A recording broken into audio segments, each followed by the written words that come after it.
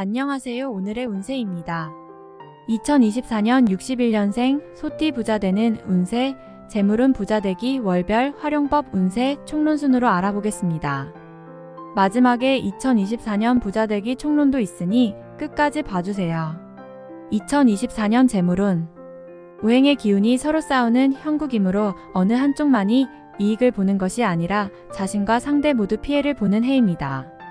따라서 재정적인 흐름이 이상하리만큼 자주 막히고 계획과 비교하여 시일이 지연되거나 본의 아니게 지출이 되고 지출이 된 재물은 다시 돌아오지 않는 악순환이 반복되는군요. 그러나 매사가 최악의 상황으로 가지는 않습니다. 이러한 연도에는 신규로 투자를 감행하거나 다른 사람에게 재물을 위탁하는 일은 없어야 합니다. 이러한 일로 인하여 분쟁이 발생하는 경우가 생길 수 있으며 이는 결과와 관계없이 서로에게 손해로 작용하기 때문입니다. 뜻하지 않게 재물에 손실이 오는 경우는 보증을 서거나 재물에 관하여 문서상의 약속을 하거나 하는 경우입니다. 주변 사람에게 돈을 빌려주면 돌아오지 않을 것을 각오하고 실행하셔야 할 것입니다. 그렇다고 한 해의 모든 달과 날이 이러한 성향만 있는 것은 아닙니다. 월별로 기운을 살펴보면서 이용할 가치가 있는 달은 적극 활용하시고 그렇지 못한 달은 어떤 분야가 되었든 규모와 수위를 조절하시고 가급적이면 쉬어가는 용기도 발휘하시기 바랍니다. 생각했던 것보다 큰 규모의 수익과 관계되는 제안은 일단 거절하는 것이 좋습니다. 또한 나의 재물이 지나치게 많이 투자되어야 하는 분야의 제안 역시 거절해야 합니다. 작은 수익은 언제든 가능한 시기입니다. 수입과 지출이 빈번할 것이니 소모적인 지출만 잘 관리해도 남는 것이 있는 해입니다. 욕심은 절대 금물이니 명심하시기 바랍니다. 작은 수익을 통한 공연한 자신감은 큰 손실로 이어집니다.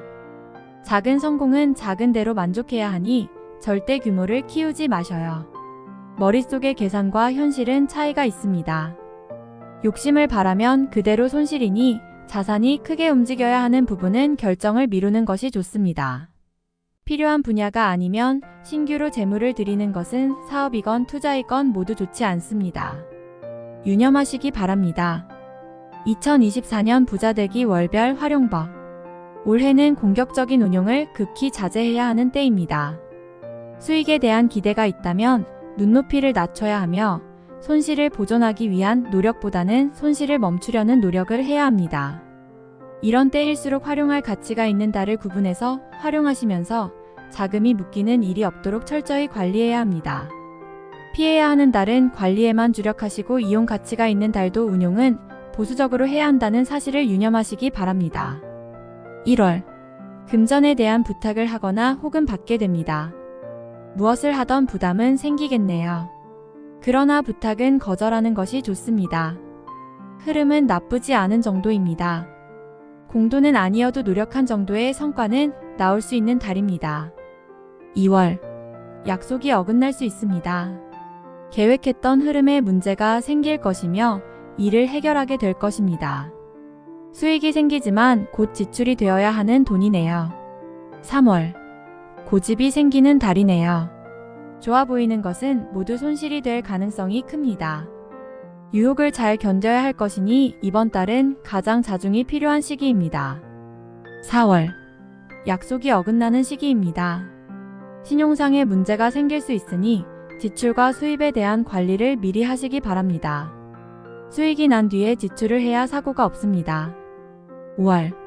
새로운 제안은 가급적 거절하세요. 좋은 기운이 들어오는 시기가 아닙니다. 움직이지 않으면 손실도 없을 것이니 공연한 제안에 마음 두지 말아야 합니다. 6월.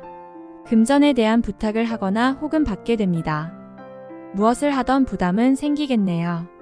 그러나 부탁은 거절하는 것이 좋습니다.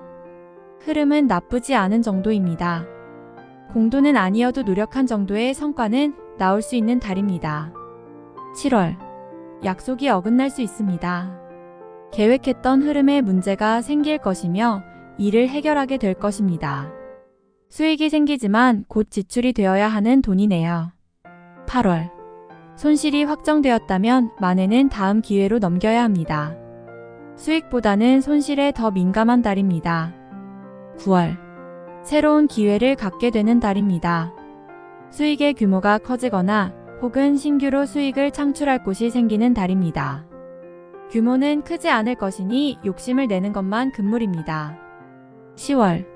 기대했던 자금이 다 들어오지 않거나 혹은 추가로 지출할 곳이 생기는 시기입니다. 관리를 잘해야 하겠군요. 어차피 나갈 계획이 있는 재물이라면 이번 달에 확정 짓는 것이 좋습니다. 투자 한 이상을 바라기에는 무리가 있는 달입니다. 11월.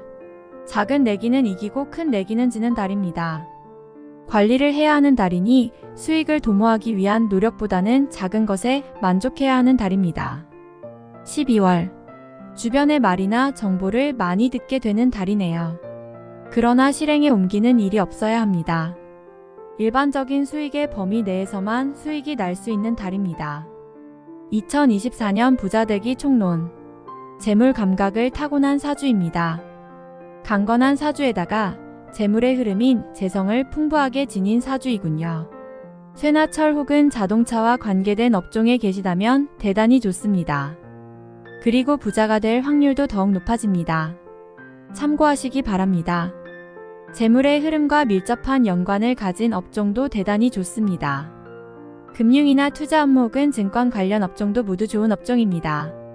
이러한 업종에 관여하고 계시거나 투자를 하고 계시다면 좋은 성과가 있을 것입니다.